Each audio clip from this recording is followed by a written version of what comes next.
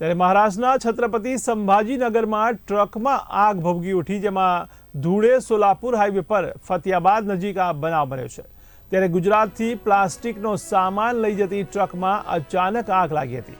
ત્યારે અચાનક ટ્રકમાં આગ લાગતા દોડધામ મચી ગઈ હતી। ત્યારે આગની આ ઘટનામાં ટ્રક સંપૂર્ણ બળીને ખાખ થયો છે। ત્યારે ઘટનાને પગલે હાઈવે પર ટ્રાફિક જામના દ્રશ્યો સર્જાયા। ત્યારે ટ્રકમાં લાગેલી આગને કાબૂમાં લેવામાં આવી હતી। તો મહત્વના સમાચાર મહારાષ્ટ્રથી કહી શકાય।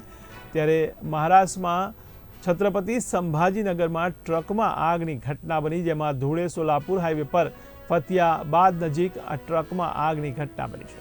ત્યારે ગુજરાતથી પ્લાસ્ટિકનો સામાન લઈ જતી ટ્રકમાં અચાનક આગ લાગી હતી। ત્યારે અચાનક ટ્રકમાં આગ લાગતા દોડધામ મચી ગઈ હતી। ત્યારે આગની આ ઘટનામાં ટ્રક સંપૂર્ણ બળીને ખાખ થયો છે। ત્યારે ઘટનાને પગલે હાઈવે પર ટ્રાફિક જામના દ્રશ્યો સર્જાયા હતા। ત્યારે ટ્રકમાં લાગેલી આગને કાબૂમાં લેવામાં આવી હતી।